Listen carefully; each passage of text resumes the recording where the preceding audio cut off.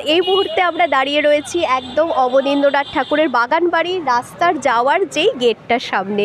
এবার ভেতরে প্রবেশ করব। এই অবনীন্দ্রনাথ ঠাকুরের বাগান বাড়ি কিন্তু সকাল থেকে মোটামুটি 10টা থেকে ওই বিকেল 5টা পর্যন্ত খোলা থাকে। এবার আমরা ভেতরে প্রবেশ করছি। ভেতরে প্রবেশ করার পর আর কি দেখতে পাচ্ছি আর এই অবনীন্দ্রনাথ ঠাকুর সম্পর্কে এবং পুরো বাগান বাড়ির সম্পর্কে আপনাদেরকে বিস্তারিত তথ্য জানাতে চলেছি। তো আমাদের সঙ্গে থাকুন। এখানে আসার পর আমরা খুব আশাহত হলাম। তার কারণ হচ্ছে যে অবনীন্দ্রনাথ ঠাকুরের বাগান বাড়ি এতদিন ধরে যেই একটা নাম করে আসছিল এবং আমরা এতদিন ধরে যেইভাবে ভিডিও দেখছিলাম সেখানে আমরা দেখতে পেয়েছি অনায়াসে এখানে কিন্তু ভিডিও করা যায়। হ্যাঁ, ক্যামেরা হলে ক্যামেরার আলাদা নির্ধারিত চার্জ হবে, সেটা আলাদা কথা। আমরা ক্যামেরায় করব না, আমরা মোবাইলে করব, সেটা আমরা কথা বলছি। কিন্তু এখানকার কর্তৃপক্ষ যেখানে টিকিট কাউন্টারে টিকিট আমরা কাটতে যাচ্ছি সেই ভদ্রলোকের কথাবার্তা এতটাই খারাপ। উনি বলছেন যে মোবাইলে করলেও কিনা চার্জ লাগবে, নতুন করে চার্জ নির্ধারণ করা হয়েছে। তো ঠিক আছে, ভালো কথা, আমরা করব না। হ্যাঁ, তো সেইখান থেকে আমরা বাইরে বেরিয়ে এসে কথা বলছি। এখানেও স্টিল বলে যাচ্ছে নাকি এই রাস্তাতেও করা যাবে না, রাস্তাও নাকি কোনো অথরিটি নেই। রাস্তায় আমি দাঁড়িয়ে রয়েছি, আমি আমার ছবি আমার পার্সোনাল ক্যামেরায় আমি তুলছি, আমি কথা বলছি, সেটা আমার রাইটস আছে, যেটা রেগুলেশন বলে। হ্যাঁ, আমি অন্য কারোর ছবি বা অন্য কোনো কিছু আমি তুলতে পারি না, কিন্তু আমি যদি আমার নিজের ছবি তুলছি বা আমি নিজে ভিডিও করছি সেটা কিন্তু তোলার রাইটস রয়েছে। সেইখানে দাঁড়িয়ে ওনারা এতটাই আমাদের সঙ্গে অভদ্র ব্যবহার করলেন যে এবং এতটাই বাজে করলেন যে আমাদের পক্ষে এই অবনীন্দ্রনাথ ঠাকুরের বাগান বাড়ির ভিডিও শ্যুট করার কিন্তু কোনো পক্ষেই সম্ভব হলো না। কিন্তু ওনাদের ব্যবহারটা খুব যেটা খারাপ লাগলো সেটা অন ক্যামেরা বললাম, এবং এই ভিডিও কিন্তু আমাদের সার্কুলেশন হবে এবং এই ভিডিওর মাধ্যমে কিন্তু এই প্রতিবাদ জারি থাকবে যে এই ধরনের পাবলিককে যদি এই রকমভাবে বাজে ব্যবহার করা হয় তাহলে কি আদৌ এই রকম একটা যে হেরিটেজ জায়গা রয়েছে সেখানে নিয়মিত দর্শকরা আসবে? এই ধরনের ব্যবহার থাকলে এই ভিডিওর মাধ্যমে কিন্তু আমাদের এই প্রশ্ন থাকলো। অবনীন্দ্রনাথ ঠাকুরের বাগান বাড়ি নিয়ে ইউটিউবে প্রচুর ভিডিও রয়েছে, আমরা কিন্তু সেই সমস্ত ভিডিও দেখে এখানে এসেছি।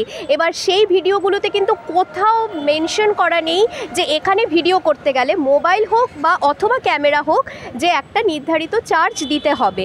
তো এবার আমি জানি না যে আমাদের সঙ্গেই সেটা হচ্ছে না নতুন যারা ইউটিউবার আসছে তাদের সাথে এই জিনিসটা ফেস করা হচ্ছে। আপনারা যারা এর মধ্যে রিসেন্টলি কোনো নতুন ইউটিউবার এসেছেন এখানে এবং ভিডিও শ্যুট করেছেন, আপনাদেরকেও কি এই চার্জটা দিতে হয়েছে? প্লিজ আপনারা যদি আমাদের এই ভিডিওটা দেখে থাকেন আমাদেরকে কমেন্ট করে জানাবেন। আমরা 2 বছর আগে এসেছিলাম এখানে অবনীন্দ্রনাথ ঠাকুরের বাগান বাড়ি, তখন কিন্তু কোনো রকম চার্জ আমাদের লাগেনি এবং আমরা সেখানে ঘুরেছিলাম। 10 টাকা যেটা টিকিট কাটতে হয় যেই মূল্য, সেই মূল্য দিয়ে আমরা এন্ট্রি করার পর আমরা কিন্তু যথারীতি ভিডিও করেছিলাম। তো সেই আমাদের পুরনো কিছু ফুটেজ রয়েছে, সেটাই আপনাদেরকে দেখাবো এবং এর পাশাপাশি অবনীন্দ্রনাথ ঠাকুর সম্পর্কে এবং এই বাগান বাড়ির কিছুটা ইতিহাস সম্পর্কে সেই ভিডিওর মাধ্যমে আপনাদেরকে অবগত করছি। স্বনামধন্য চিত্রশিল্পী ও শিশু সাহিত্য সম্রাট অবনীন্দ্রনাথ ঠাকুরের বাড়িটি ওনার স্মৃতি নিয়ে গড়ে উঠেছে। গঙ্গা নদীর পাশেই বাড়িটি। আসুন বাড়িটি ঘুরে দেখতে দেখতে ওনার জানা অজানা 2-4 কথা জেনে নিই। 7ই আগস্ট 1871 সালে জন্মগ্রহণ করেছিলেন অবনীন্দ্রনাথ ঠাকুর। তিনি ছিলেন প্রিন্স দ্বারকানাথ ঠাকুরের প্রপুত্র এবং মহর্ষি দেবেন্দ্রনাথ ঠাকুরের তৃতীয় ভ্রাতা গিরীন্দ্রনাথ ঠাকুরের পৌত্র ও গুণেন্দ্রনাথ ঠাকুরের কনিষ্ঠ পুত্র। একাধারে চিত্রশিল্পী, পাশাপাশি সাহিত্য সাধনাও করে গেছেন। ওনার উল্লেখযোগ্য চিত্রকর্মগুলো হলো ওমর খৈয়াম, জাপানি রীতিতে আঁকা, শাহজাহানের অন্তিমকাল, কৃষ্ণলীলা বিষয়ক চিত্রাবলী, বজ্রমুকুট, ঋতু সংহার, বুদ্ধ, চতুর্ভুজা ভারতমাতা প্রভৃতি।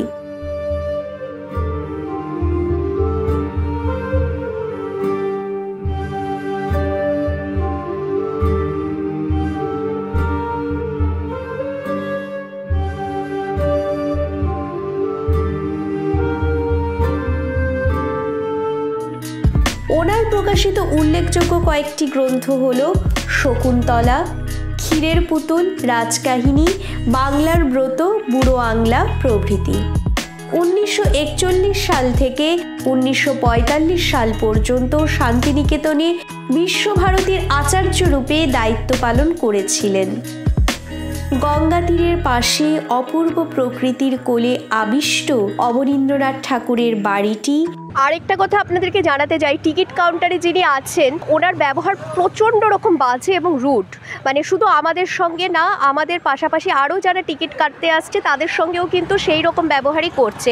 এবার আমাদের এই ভিডিওর মাধ্যমে কর্তৃপক্ষদের কাছে আবেদন রইল, এই ধরনের লোককে যদি আপনারা এইরকম একটা হেরিটেজ জায়গায় টিকিট কাউন্টারে বসিয়েছেন তাহলে কিন্তু আপনাদের ভাববার বিষয় রয়েছে। কারণ প্রত্যেকের সঙ্গে যদি এই ধরনের ব্যবহার করে তবে এরকম হেরিটেজ জায়গায় আর কেউ আসবে না। তো প্লিজ কর্তৃপক্ষ আপনারা একটু বিষয়টা নজর দিন।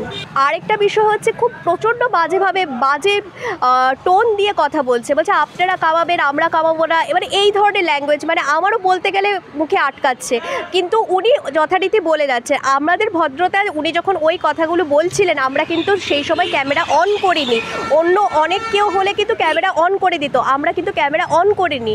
তো সুতরাং আমরা আমাদের ভদ্রতা আমরা দেখিয়েছি, আমরা সেই জায়গা থেকেই চলে এসেছি। তো সেই বিষয়টা কিন্তু আপনারা কর্তৃপক্ষরা একটু বিষয়টা নজর দেবেন যে এই ধরনের লোকজন কি সত্যি টিকিট কাউন্টারে থাকার যোগ্য।